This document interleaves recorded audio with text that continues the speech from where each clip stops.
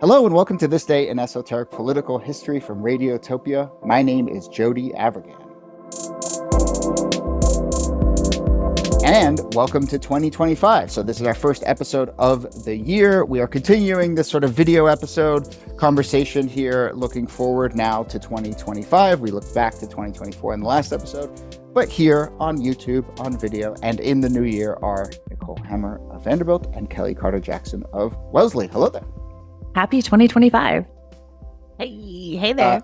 Keen listeners on YouTube will notice that we're wearing the exact same clothing right now, in the exact same place. So we recorded this at the same time. Like to repeat. The magic of podcasting. For continuity, right? Our script editor came over and said, "Oh, you should wear that." But no. So look, last episode we shouted out some stuff we did in 2024, the favorite episodes, the live shows, the newsletter. I want to look forward now to 2025, both in terms of plans for this show, but I don't want to just make it about this show. So let's make it about the world and kind of our work. I say your work as historians, my work as a person who talks to historians. But is there a big either historical idea that you are carrying into this year, or an era of history that you are thinking about in particular going into this year? But kind of as we start this year with our history lens, trying to process what is sure to be a momentous year, where's your head at, Nikki? You know, my head is all over the place. I have been kind of dreading 2025, which is not my normal rolling into a new year feeling. But for obvious reasons, politically, I think it's going to be a really challenging year for a lot of people. And I've been thinking about the forces around that. And so I'll take both the topic and then the time period. The topic, one that I've been thinking about a lot in recent years, but now I'm particularly focused on, is vigilantism and its relationship to state power. I've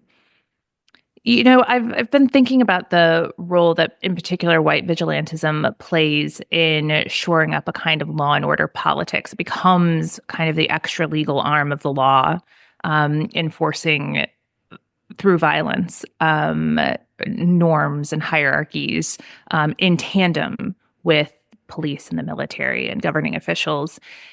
And I would like to think about it a little more rigorously going into 2025, because I do think that state violence is going to be a big theme of 2025.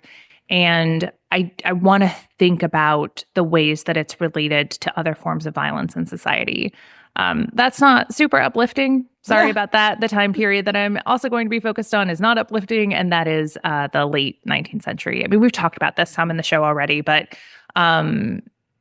both in terms of the new Gilded Age and what it means to have an oligarchy instead of a democracy, that feels very pertinent. But also, as we've talked about on the show before, the 1880s, 1890s were a time when people lost rights, right? When sort of the inclusiveness of U.S. society, which isn't that inclusive, was restrained when people who could vote lost the right to vote, and when that new order was held together by violence and law.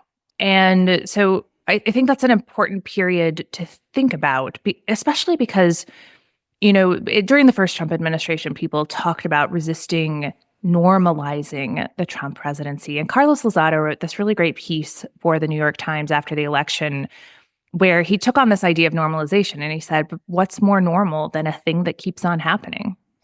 Which I actually thought was a really profound insight. And I think we're in that period where we're transitioning, if we're going to use the historical analogy, from the disruptive violence of the 1870s and 1880s to the new normal, which for Black Americans, particularly in the South, was 80 years of disenfranchisement and Jim Crow.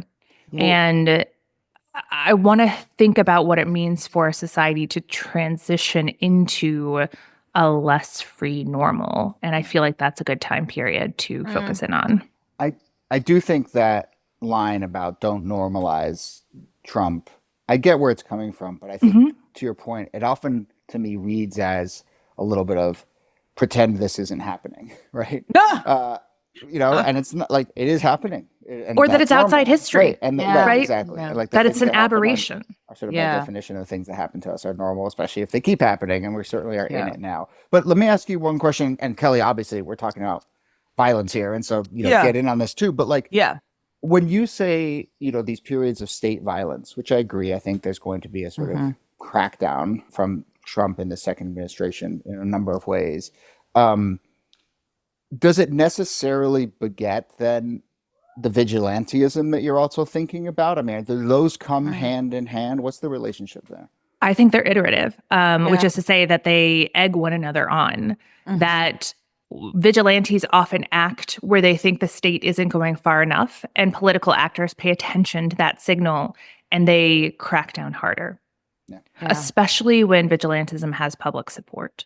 And I think especially when it comes, there are two groups of people I'm particularly worried about: trans people and immigrants. And there's plenty of signal. And healthcare CEOs. I'm less worried about them, frankly, Jody. Vigilantism cuts a lot of ways. I think that, one of the things that we saw actually with the border back in the 1970s was the Klan Border Patrol, where they were basically making the arguments. These white power groups would go to the border and they'd be like, we're not policing this hard enough. And the state follows them to the border and cracks down. And that's that iterative relationship, or that sort of escalatory relationship, is something that I want to think about a lot, and that worries me a lot. Yeah.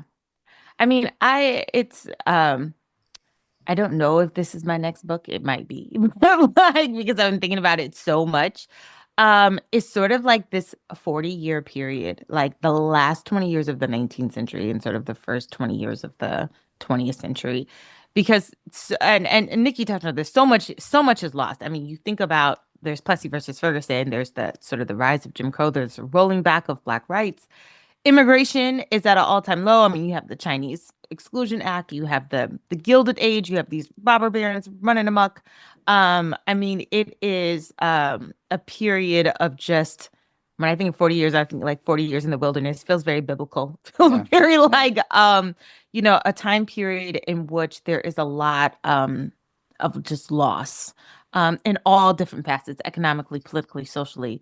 But I also think that it's a time period in which, especially in the start of the 20th century, that people are starting to think really hard about how to push back and how to address those things. You get the rise of the progressive era. You get the NAACP, the Niagara movement first, and then the NAACP. You get these newspapers that are trying to do the hard journalism of like showing rights and wrongs. And you get people like Ida B. Wells, who's doing real investigative, reports on lynching. So I do think that there are small pockets of people that are pushing back hard, and in some ways, I think giving us a model for what we could do in our own sort of period. Yeah. So as much as I am the historian, I'm also an optimist. So I'm always looking for like, yes, this 40 years in the wilderness is terrible, but where are the heroes? You know what I mean? Like, where are the superheroes? Let me ask the two of you about this phenomenon, or this trend, and I think we're seeing it now, but of the kind of like, we're going to have to do this on our own. We talked about this in the wake of the election, but, sometimes you just have to find the community around you. You have to, make progress. But how does that play into then? Does it ever come off, or does that ever play as a sort of retreat from engaging with the actual big issues, right? I mean, I agree. I think people need to join mutual aid societies. I think people need to focus on local journalism. I think people need to join PTA boards.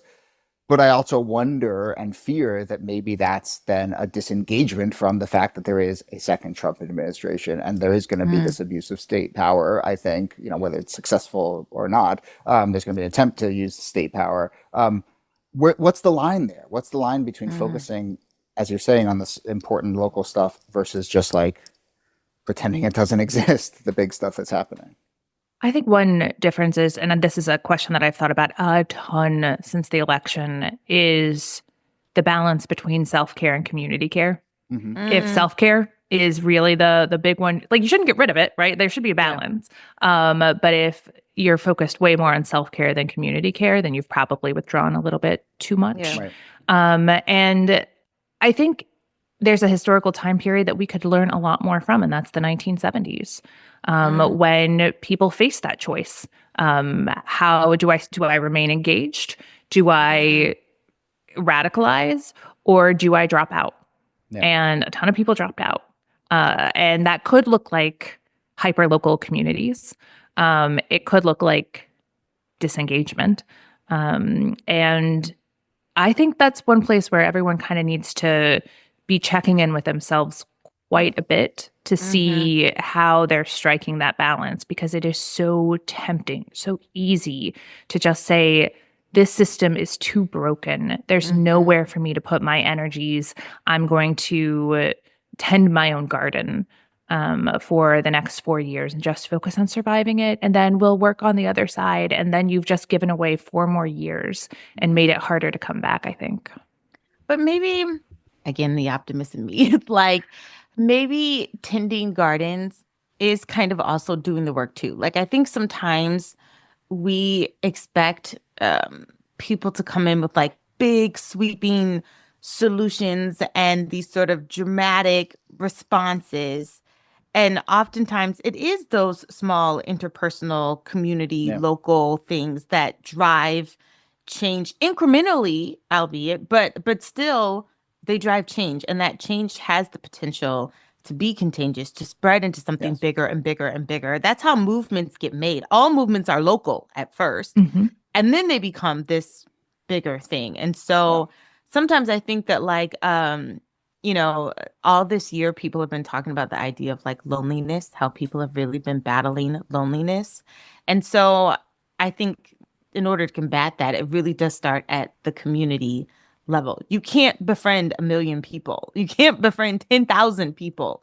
But like those people in your community, you can form bonds with and start to think about how does that grow and spread and become like this chain impact. So I mean, I don't know. I'm trying to do that with a group of scholars now. Yeah. Community care is the best self-care. Like, I really think that's the way you have Like, to how think do about we get together a group of us and fortify one another, support one another, help each other, and not just like towards things like tenure and like promotion and stuff like that, but in the work that we're doing, how do we support one another and not just play defense, but offense? I mean, all of the like social science research shows that. My lived experience shows that. I mean, you know, the way to start to engage is to just give yourself to something else, and you will both feel fulfilled, much more fulfilled than if you just totally disengage.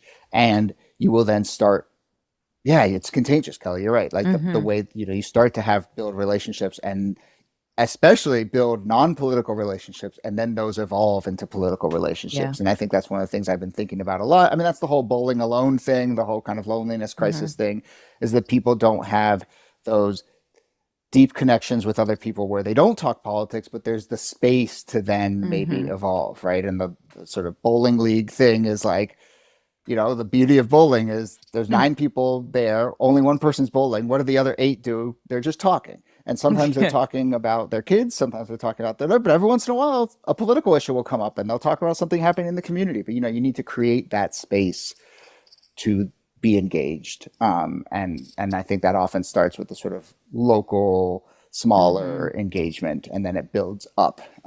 So I agree. You will be shocked to hear I've also been thinking about the 19 teens and 20s. In one particular theme, obviously, you know, violence and state power, but I certainly think wealth inequality. And, you know, I know it feels like we've been talking about wealth inequality in this country for a long time, but actually, you know, listen to the conversation we've just been having. We've been talking in terms of 10 years, 20 years, 40 years. You know, that's what eras are. And so when you think about the kind of, when did Bernie Sanders kind of walk over to this country and sort of drop this idea of the 1%, you know, or Occupy Wall Street, which I still think doesn't get enough credit for like being the sort of seminal, planting the seed of what I think is the key idea of this era we're living in. That wasn't that long ago. And I think, I feel like I just sense that these next 4 years are going to be the breaking point of that conversation. And I think like the Elon Musk of it all, the like literally the richest man in the world, is aligned with this administration. He is like tripling his wealth as all of the things that led people to vote for Donald Trump were going on. You know, people as inflation and people were losing money and feeling beaten down by this economy. And then you look over and there's this guy who's just getting obscenely rich in a completely unsustainable way. I just think that that's going to come to a real head. I think the Democrats need to just like hone in on that idea full bore. And I don't know what the breaking point is necessarily, but I think that's just the one I'm keeping my eye on. Let me tell you that wealth gap is so real. I mean, this is what leads to fallen states. You know, like when you have 90% of your population is in poverty and you've got this small percentage at the top. I mean, we can point to a lot of countries on record that don't have good stories. Those stories don't end well. I mean, the UK is heading towards it too right now. I mean, it is, yeah. But we can also point to the United States. Yes. Like one of the things that was both broke the United States to open up the progressive era was that wide wealth inequality and having these millionaires at the time running the country more or less. And then, the eve of the Great Depression was the height of wealth inequality in the 20th century. And we've moved back to that. And what's so interesting, I mean, if you want to talk about pivot points, Occupy Wall Street is definitely a signal in the noise. But 2008, not just the financial crisis and the fact that everyone walked, but that's the year Citizens United. And the thing that is so egregious about the large number of billionaires, including the president, who will be running this country in the new year, is that they are the logical end result of Citizens United. Letting very wealthy people buy the government has consequences, and we are seeing in just the starkest possible way what those consequences are. And Citizens United pissed people off. Like the polling around Citizens United, that was a uniting issue for the electorate that did not get any sort of lasting and meaningful electoral response. And we are paying the price for that. I mean, it's sort of like we've been living through an era that's just about ruthless extraction of wealth from every sector of our, world, from politics, from media, from industry, to like Red Lobster and the dollar store.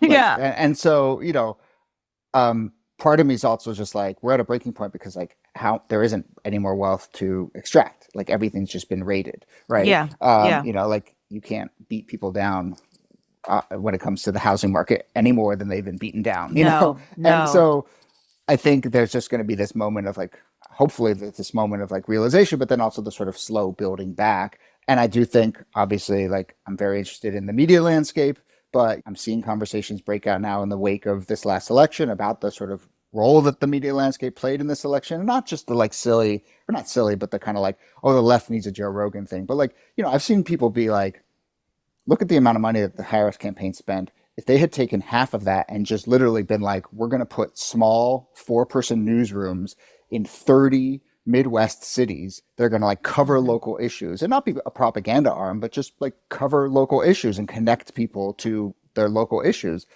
That may have been a more effective use of money than running a bunch of nationalized TV ads, And so I'd be very curious to see where that conversation goes, but I think people are starting to realize like we need to build some of these sectors back up after they've been raided for everything that they have over the last, I think 2008 is the right point to kind of pin it to.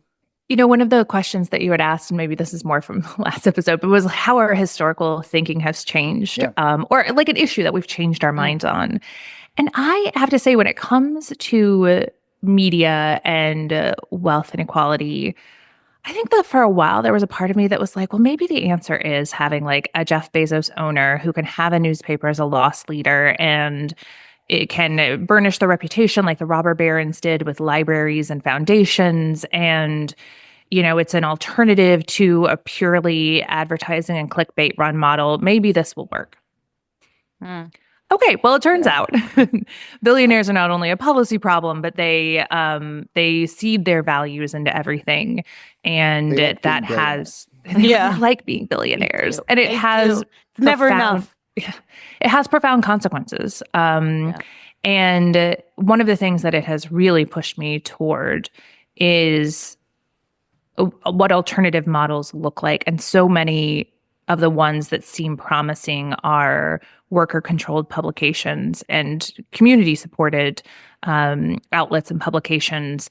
And just to tie that back, I mean, we here at Radiotopia are supported by our listeners. So we're a kind of workers cooperative, and that's the kind Thank you of for media. doing the shilling that Yeah, I I know. Look, we're coming off our fundraising drive from the fall. But I mean that actually quite sincerely, which is our media systems and our political systems are constitutive, right? They reinforce one another. The values at the heart of one are the values at the heart of the other. And having Bezos run Washington Post and billionaire run government, those are part of the same value set. Mm-hmm. And if we want something different, we have to start doing something different. And as we think about where we're spending our pennies in 2025 and where we're spending our energy in 2025, and this actually goes back to the Carter conversation, how are we embodying our values in all of the different choices that we are making throughout the day about what we not only consume and spend our money on, but what consumes our attention? Mm-hmm. I think that's what I'm thinking a lot about, because that kind of Pollyannish, maybe Jeff Bezos can fix this kind of naive idea that I think I bought into. Just a cool space guy. I know.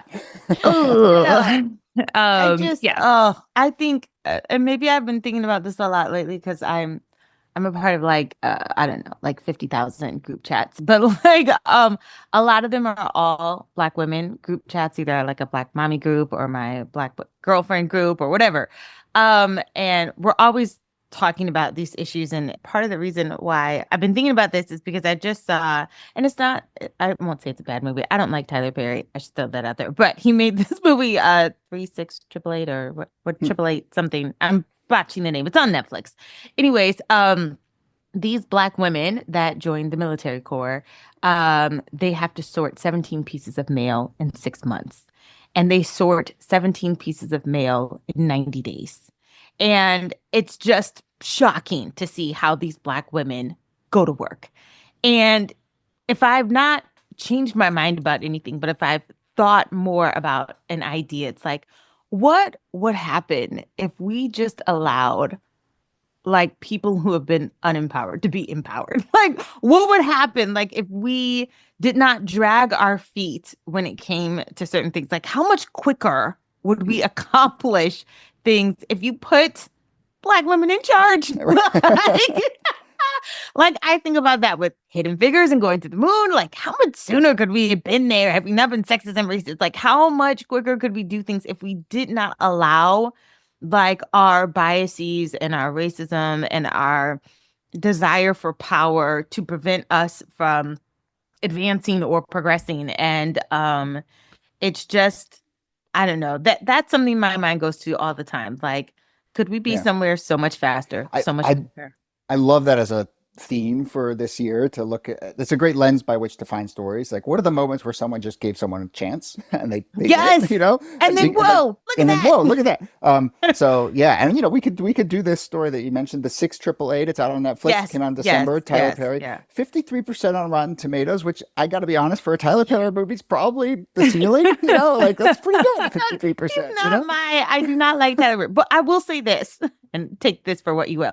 It is the best Tyler Perry movie he has made so far. So take it with Grading that. on the curve, as a good professor would. But there you go. All right, let's start to wrap up here and turn it a little bit towards 2025. I mean, we don't have to do too much inside baseball here. Well, look, let me just share something with you guys. I mean, this is now, we're about to hit 5 years of doing this show. That's a long time to do a thing, and there's part of me, with anything, I'm just in the kind of just always thinking that's a lot. We've done a lot. We've covered a lot. We've accomplished a lot.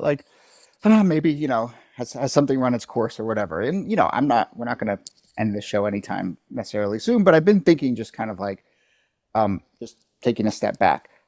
A couple things about that. One is, and I just have to say, every time I sit down and record this show, I just feel so fulfilled, and it's just like so wonderful. And like, you know, it's tough to run a independent show that doesn't make a ton of money, and you know, has it's work, but like, it's not work to sit and talk and sort of learn and hear from our audience and get emails and so forth. So it's just like, it's really wonderful. And I'm going into next year, I'm going to kind of like lean into that, you know, and just like the community we've built, the fact that we have this place where we can try new things and have fun and be with each other. And so, you know, we did our first live show last year. I want to do a bunch more. Listeners, if you have a venue or you have a conference that you're putting on, or you work at a university and you want to sponsor us to come and do a live show, as you know, instead of another boring panel discussion, we're open. Like, I think we really enjoyed doing our first live show.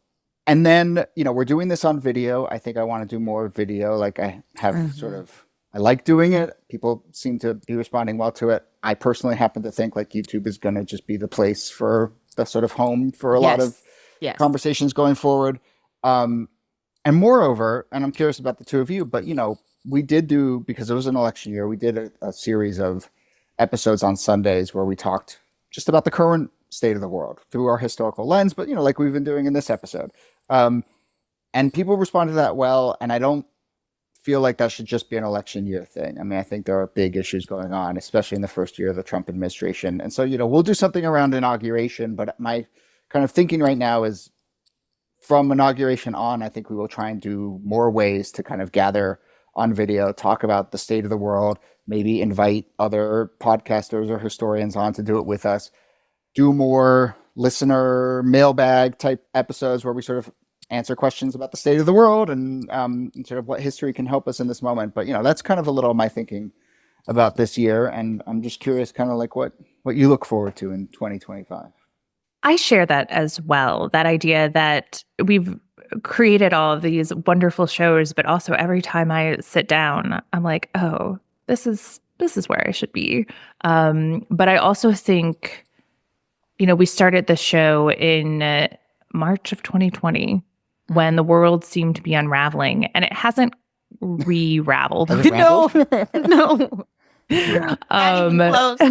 So I think that there's still a real value in also having conversations about what's happening around us and helping to try to ground people in the history that it springs from, not because history repeats itself or not because history has all the answers, but just to have something to grab onto when everything seems to be spinning into entropy and anarchy. That feels like something really valuable. Yeah. I love the live show. Was really fun. Like, it was just really, really fun. And I absolutely want to do that again. And so it's just been very enriching. So I look forward to having more conversations like that. I selfishly want to get more into the 19th century. Yeah. Like, I'm like, there's some really good stories we did too about like the German uprising, the largest slave rebellion that took place in U.S. history.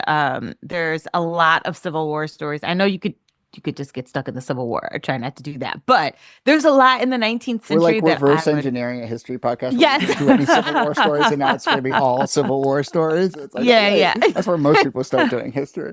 There's still so much fertile ground, and that excites me.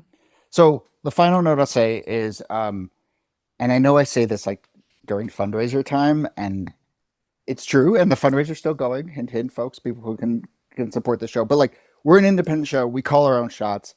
And a big part of that is like the listener dynamic, right? Like, we make this show with our listeners. Obviously, people who support this show, subscribe to the newsletter, follow us on YouTube, etc. Like, that really helps us actually make the show. But also, I can't tell you how many times we've come up with an idea because of a listener suggestion.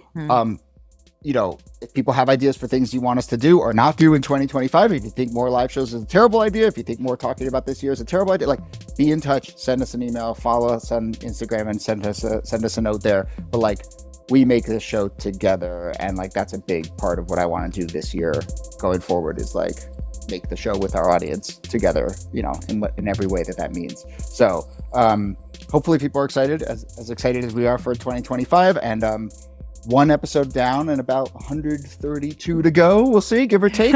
But here we go with 2025. Happy New Year, everyone. And Nicole Hemmer, thanks to you. Thank you, Jody, and Happy New Year. And Kelly Carter Jackson, thanks to you. My pleasure. Happy New Year, guys. Bye, everyone.